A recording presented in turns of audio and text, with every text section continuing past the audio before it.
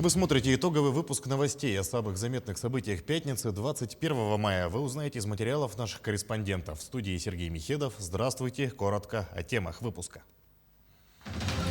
Среди заболевших коронавирусом все чаще выявляют детей, причем грудного возраста. Как заражаются дети и как обезопасить от инфекции самых маленьких.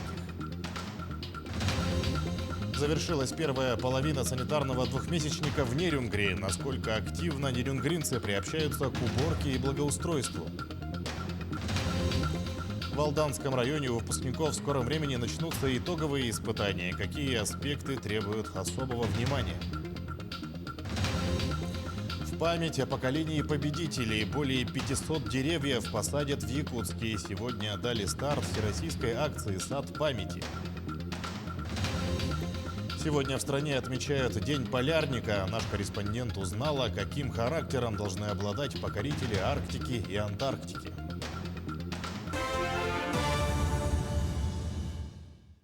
Еще 108 человек, по данным Оперштаба, заразились коронавирусом за минувшие сутки в Якутии. Из них в Якутске 65, в Усть-Алданском и Чурапчинском районах по 7. В Мегино-Кангаласском и Сунтарском по 5, в Кангаласском районе 4 заболевших. Еще в 9 районах Якутии от 1 до 3 инфицированных. Также в региональном оперштабе сообщили, что с начала поставок вакцины против ковида поступило 154 тысячи доз.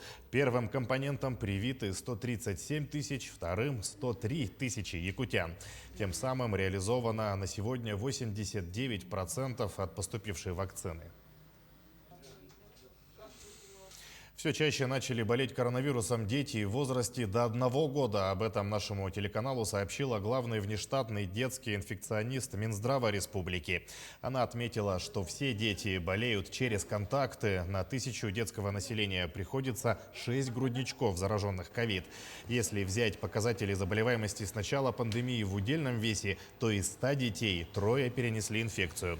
Подъем заболеваемости среди детей отмечается с 1 по 9 мая, из них 13% лечатся стационарно. Сейчас все 20 коек, развернутые в детской инфекционной больнице, заняты. В семьях взрослые болеют, дети заражаются. Если говорить о том, как они болеют, может быть, и клиника вроде бы легче, но сами поймите, если даже они и легче болеют, но если, например, на этот количество кто-то дает осложнения с детей, они есть эти осложнения. Но в первую очередь это пневмонии ковидные. Есть ситуация у нас очень высокого осложнения. Вот если мы, например, увеличим охват прививками вакцинации взрослого населения, которое дошло бы до уровня 70%, мы, наверное, бы, скорее всего, уже могли бы говорить о том, да, что пошла положительная тенденция, да, и дети у нас не будут заражаться. Дети-то у нас не вакцинируются, допуска еще к этому нет. Передвижные пункты вакцинации заработали в столице со вчерашнего дня. Якутская республиканская клиническая больница номер 3 запустила 5 мобильных кабинетов. Это 1 автобус ПАЗ и 4 микроавтобуса. Планируется, что в рабочие дни они будут курсировать по заявкам предприятий города Якутска, а в выходные базироваться на Комсомольской площади и в других местах, где все желающие от 18 лет смогут пройти первый или второй этапы вакцинации против ковид. Кроме того, больница принимает заявки от частных лиц для проведения вакцинации маломобильным и пожилым гражданам на дому. Перед вакцинацией в передвижном пункте каждого осматривает врач. Вся процедура проходит соблюдение всех санэпиднорм и требований. А на сегодня сколько заявок поступило от организаций? Вообще есть? Более 30 заявок поступило от предприятий, а также от маломобильных граждан и прикрепленного населения.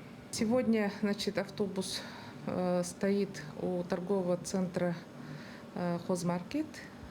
Завтра уже будет на Комсомольской площади. Каждый день будет меняться маршрут. О маршруте передвижения можно узнать на сайте нашей больницы и в Инстаграм. Сейчас к ситуации на реках. Активная фаза ледохода на реке Лени проходит по территории Якутска, а также Намского и Кобяйского районов. Нижняя кромка наблюдается в 20 километрах ниже поселка Сангары. Уровень воды 937 сантиметров, при критическом 1150. Верхняя кромка у поселка Кангаласы, там вода значительно упала. Ее высота 730 сантиметров, при максимально допустимой отметке 1370. У Якутска уровень воды составляет 603 сантиметра, при критическом 990 с учетом дамбы. Протяженность ледохода 312 километров. В ближайшие сутки ледоход достигнет границы Жиганского района. Развитие энергетической отрасли обсудили и глава Якутии, и генеральный директор Русгидро. Айсен Николаев отметил, что в республике проведена большая работа по обеспечению энергонадежности. Введена первая очередь якутской ГРЭС-2. В северных районах запланировано строительство 6 электростанций с использованием альтернативных источников энергии. Вместе с тем глава региона обозначил ряд проблем, они связаны с тарифообразованием Якутскэнерго, созданием единой теплоснабжающей организации города Якутска. В свою очередь Виктор Хмарин сообщил, что начата модернизация 3 энергоблоков Нерюнгринской ГРЭС. В течение 4 лет будет вложено более 5 миллиардов рублей, а вторая очередь Якутская ГРЭС-2 заменит изношенную Якутскую ГРЭС, отработавшую более 50 лет. В Нерюнгри прошла первая половина двухмесячника санитарной очистки города. Работы по уборке от мусора, озеленению и благоустройству продлятся до 20 июня.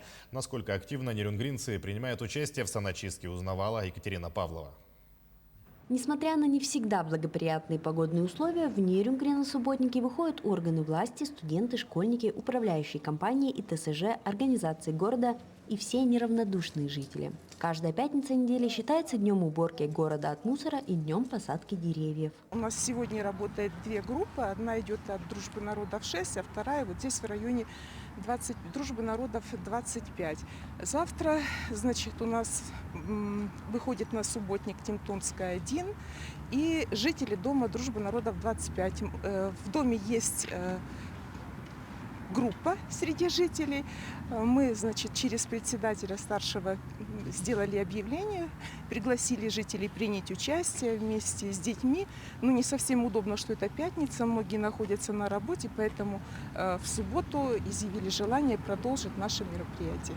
Но не все собираются соблюдать требования муниципалитета. Речь идет в первую очередь о торговых центрах и небольших магазинах. Мы сейчас регулярно проводим рейды по торговым точкам. То, что вот особенно беспокоит наших жителей, очень много жалоб по этому поводу, да, что возле, значит, какого-то павильончика, возле какого-то, значит, магазинчика мусор, который еще летает, у нас же очень ветрено всегда. Вот. Мы нещадно их караем, надо сказать, да. И вот, например, если вот 3-й раз к юридическому лицу мы применяем санкции, то там штраф уже 1 000 000 рублей. Вот, начиная от 40 000. Так что рычаги есть. Ты лучше закрой свой магазинчик, выйди, приберись, и потом дальше спокойно торгуй с чистой совестью. Работы по очистке закрепленной территории, озеленению и благоустройству считаются выполненными предприятием, организацией и учреждением после получения справки в отделе дорожно-транспортного хозяйства и благоустройства города Нерюнгри. Екатерина Павлова, Вадим Барашков, Нерюнгри. Леса нескольких районов Якутии находятся под угрозой нашествия сибирского шелкопряда. Массовое размножение насекомых наносит лесному хозяйству серьезный урон, второй по значимости после лесных пожаров. В прошлом году от этих вредителей, поедающих деревья, пострадало более 200 000 гектаров леса. В каких районах лесам грозит частичное уничтожение и как борются с нашествием шелкопряда, рассказывает Ульяна Шагина. Сибирский шелкопряд – это крупная бабочка из семейства коконопрядов, чьи ареал охватывает зону хвойных лесов от Урала до Дальнего Востока, захватывая Северную Монголию. К сожалению, якутские леса – излюбленные места их ареала. В период массового размножения гусеницы этих бабочек могут повреждать лесные насаждения на значительных площадях. Мы сейчас находимся на 10-м километре Вилюйского тракта и, не отходя от дороги, уже можем видеть, как сибирский шелкопряд начал атаковать лес. Единственный способ от них избавиться – это применение химикатов, а также феромонных ловушек, чтобы выявить новые очаги вредителей. Излюбленная еда шелкопряда – хвойные насаждения. В Якутии это лиственница даурская. После вторичного полного объедания насаждения усыхают, то есть погибают. В период массового размножения на каждом дереве может находиться от 200 до 2000 гусениц. Такие точные прогнозы не можем давать, но все равно есть какая-то часть, которая погибла в результате зимовки, но так как вид это наш сибирский, он хорошо приспособлен к нашим условиям и будет зависеть от погоды, от врагов естественных шелкопряда, зависит от многих факторов. К сожалению, холодный якутский климат для них не помеха. Они благополучно пережили нашу холодную зиму. Сейчас они такого размера, но, поедая деревья, станут в 2-3 раза больше. Сейчас мы занимаемся учетом численности данного вредителя. Как вы видите, методом околота, стелим полог, колотим деревья и считаем, сколько штук с дерева упало. Сейчас мы прошлогодние участки посмотрим, как он у нас, вредитель, перезимовал.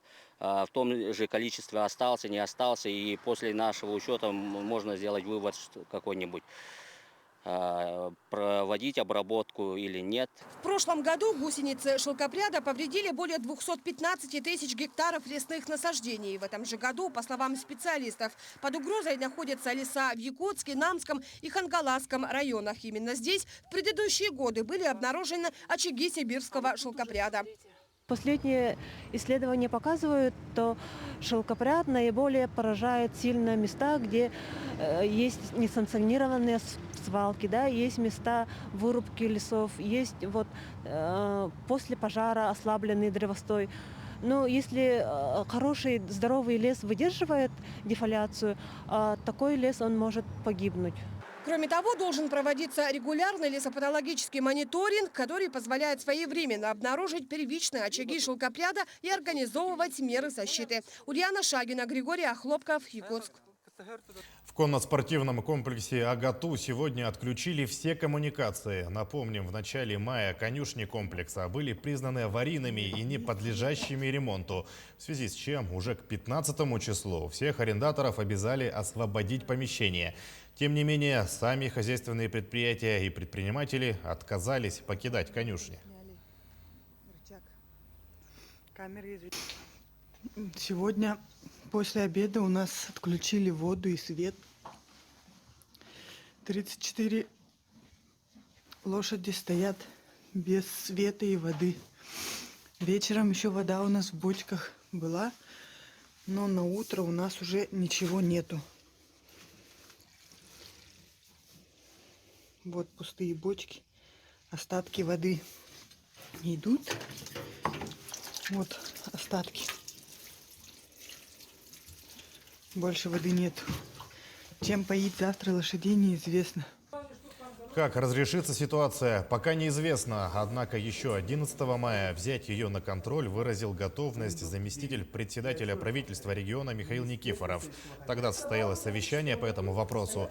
Не отказались от сотрудничества и другие стороны – Агротехнологический университет и Федерация конного спорта республики. С сегодняшнего дня в Якутии начнут работу мобильные камеры фото-видеофиксации нарушений правил дорожного движения. Их установили в рамках федерального проекта «Безопасные и качественные автомобильные дороги». В настоящее время в регионе эксплуатируется 152 комплекса, которые фиксируют превышение скорости, нарушение правил остановки и стоянки, проезда на запрещающий сигнал светофора. Сейчас ведется проработка технических решений по фиксации и других видов нарушений ПДД.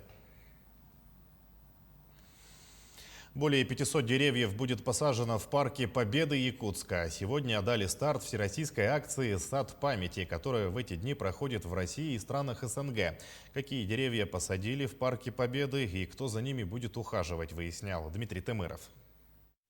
В акции «Сад памяти» якутяне принимают участие второй год подряд. За это время на территории столицы было посажено несколько сотен деревьев. В этом году деревья посадили на территории будущего парка Победы, который расположен по автостраде 50 лет октября. Акция «Сад памяти» международная проводится у нас второй год.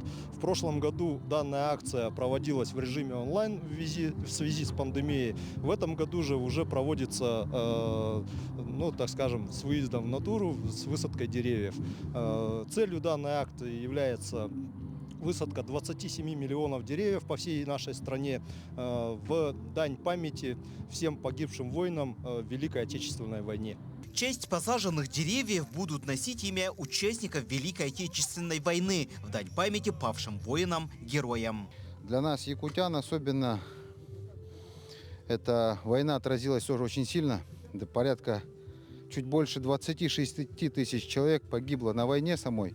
И поэтому мы с особым трепетом и уважением относимся к этой акции. Посадили саженцы берез и ели. В скором времени в новом парке появится молодой лес. В связи с пандемией мы в этом году приняли участие 50 человек сначала до обеда и после обеда еще 50 человек. Эта акция будет продолжаться до 22 июня. Сегодня высаживают, как вы видите, 50 штук ели, 50 штук березы. Экологи призывают якутян активно присоединиться к акции «Сад памяти», чтобы наш регион всегда был зеленым и чистым. Ведь, как мы знаем, деревья – это легкие нашей планеты. Дмитрий Тымыров, Георгий Григорьев, Якутск. 11 класс в Алданском районе заканчивают чуть более 200 человек. К встрече участников испытаний пункты проведения экзаменов готовы. Угроза распространения коронавирусной инфекции не ликвидирована, и особое внимание будет уделено мерам безопасности. Тему продолжит Татьяна Вахнина. Несколько дней осталось до главных школьных экзаменов. С предметами для сдачи ребята определились давно и теперь все силы нацеливают на подготовку. Знания по русскому языку и математике покажут практически все выпускники. В числе наиболее популярных предметов у школьников остаются обществознание и профильная математика. Будет организовано так же, как и в прошлом году, все с соблюдением всех норм.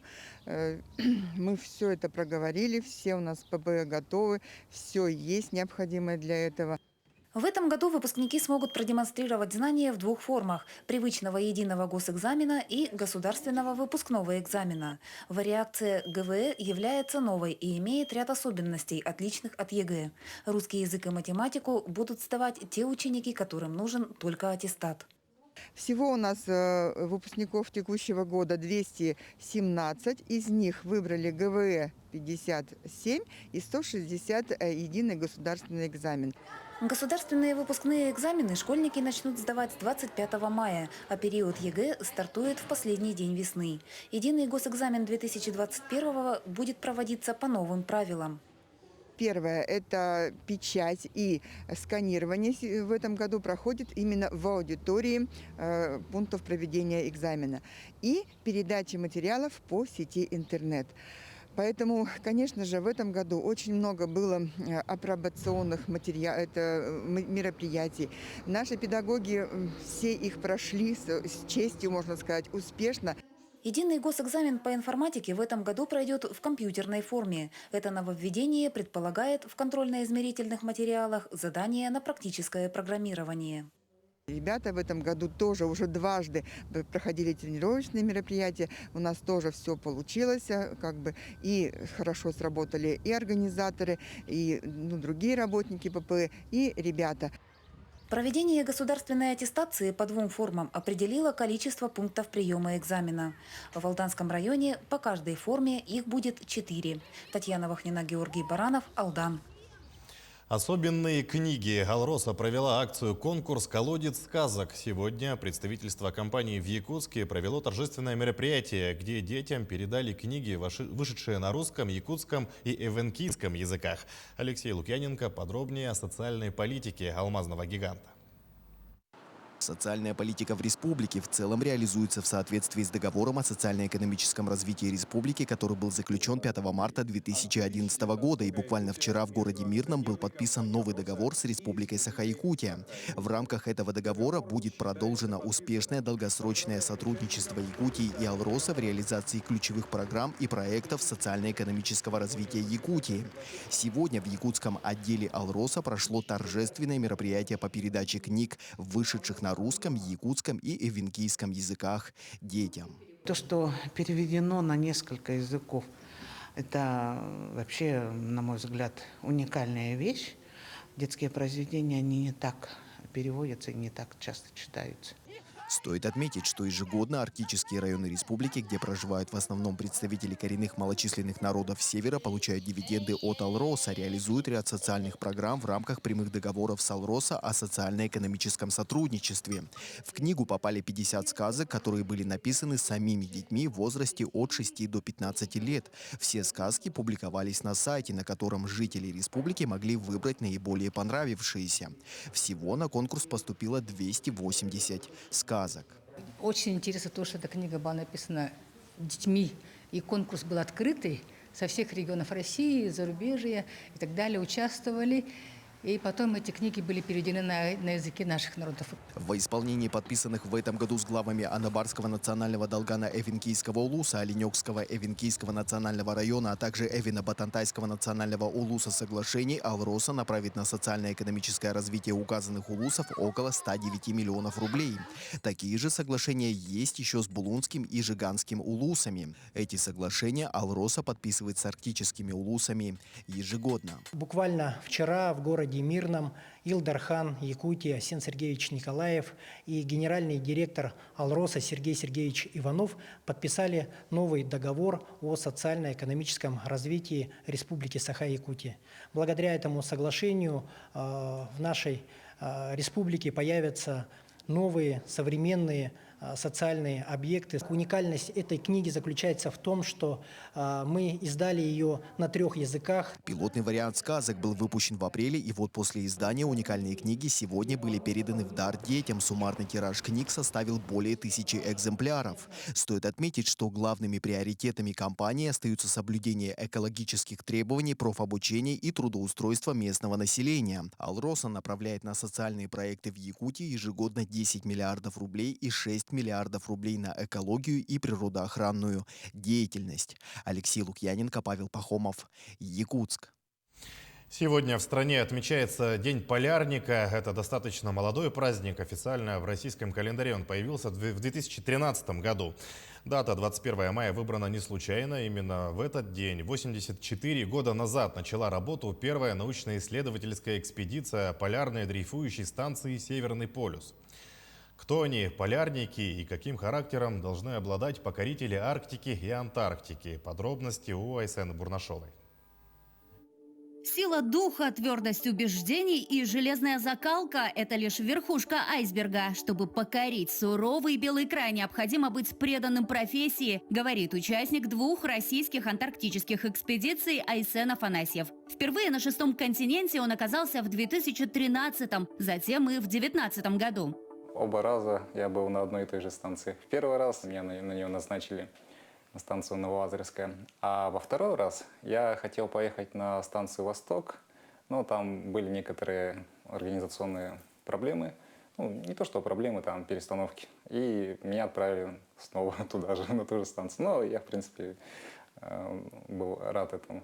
Инженер-магнитолог Айсен наблюдал за изменениями магнитного поля Земли и его колебаний. Главная цель – сбор научных данных была выполнена. Его исследования помогли улучшить системы прогнозирования погоды и навигации. Одна такая экспедиция, или на языке полярников зимовка, длится год. Низкие температуры, полная изоляция, отсутствие связи и монотонная работа. Такой расклад неподготовленного человека может просто сломить. Полярников же, наоборот, подстегнуть к новым свершениям.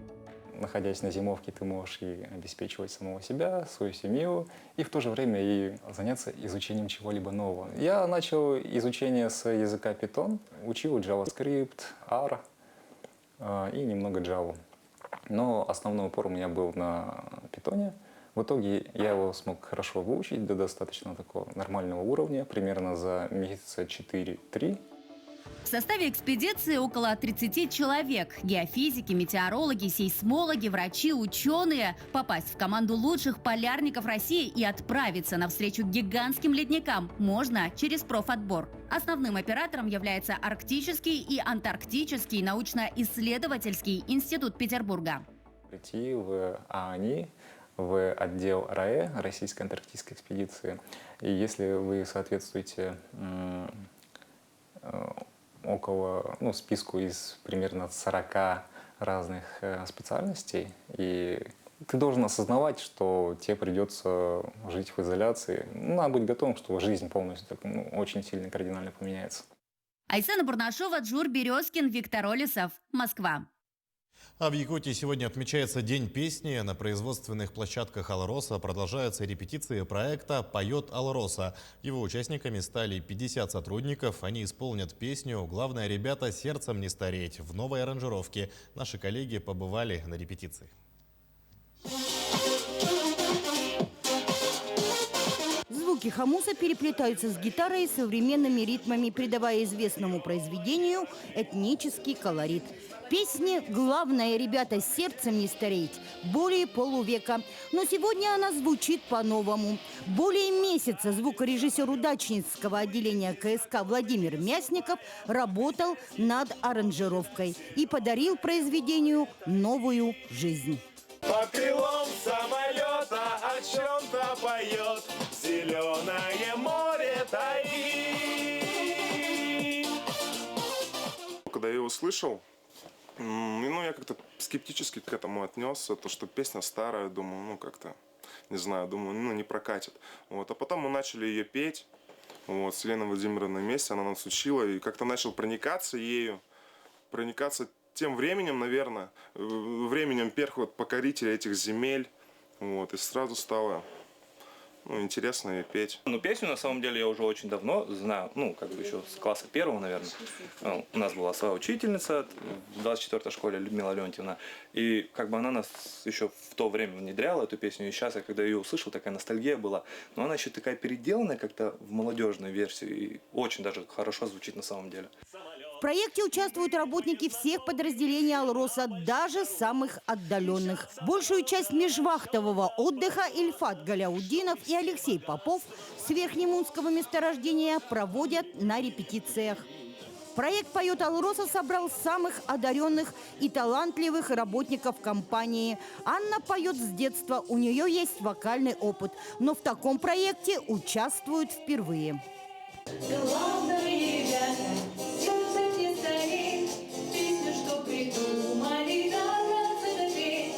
Многие элементы аранжировки пока держатся в секрете. Но кто знает, возможно, обновленная песня скоро зазвучит в машинах и из окон домов. И станет хитом уже потомков первопроходцев. Ирина Балкова, Денис Сиротин, телеканал «Алмазный край». Ленский художник Алексей Цидяков пишет картины из камня. Много лет он занимался именно этим направлением. Но не зря говорят, талантливый человек талантлив во всем. Подробности у Светланы Балеевой. Молодой человек – настоящий талант. Он создает невероятно красивые вещи. Его жанр не похож на многие, он индивидуален. Алексей не только художник, он рисует картины камнем, он аэрограф. С недавних пор еще художественное мастерство он перенес и на создание фигур из автозапчастей. Сделал их мастер уже около десятка. Все они сегодня украшают наш город. Мы давно планировали оформить как-то входную группу в магазин, украсить ее чем-то интересным. Но определенных мыслей не было, не могли найти ничего подходящего. Здесь совершенно случайно мы с Алексеем встретились. Он предложил первое из своих скульптур. Это был «Чужой». Да, в принципе, решение о приобретении мы приняли сразу, как только его увидели. Отказаться было очень тяжело. Тематика наша, детали автомобильные. И, в принципе, сразу же договорились об изготовлении второй скульптуры. На данный момент художник работает над новой скульптурой. Это будет мамонт. Автор не отступает от любимой тематики – природы и животных любимого края. 4-метровая скульптура будет установлена в центре города. Образец проекта необходимый будет, с чего ориентироваться, так как я в живых-то мамонтов-то и не видел. И один еще проект будет. Мишкой Косолапый по лесу идет. Основным направлением художника так и остается рисование картин камнем. Скульптурами мастер занимается в свободное время. Помимо этого, Алексей вносит свою лепту в благоустройство города. Сегодня он изготавливает лавочки, креативные мусорные баки, кашпо для цветов и многое другое. Меня впечатляет, вдохновляет. И вообще восхищаюсь, потому что я не видела таких работ ранее. Хотя у меня большой опыт и посещала много разных выставок, но таких работ я не видела, поэтому мне очень нравится. Мастер полон энергии и планов, которые он обязательно воплотит в жизнь. Его творчество в любом из вышеперечисленных направлений восхищает и не может оставить равнодушным никого. Светлана Балеева, Виталий Андреев, Ленск. Таким наши корреспонденты увидели уходящий день. Не забывайте носить маски, обрабатывать руки и соблюдать безопасную дистанцию. А еще лучше – пройдите вакцинацию. Всего доброго и до свидания.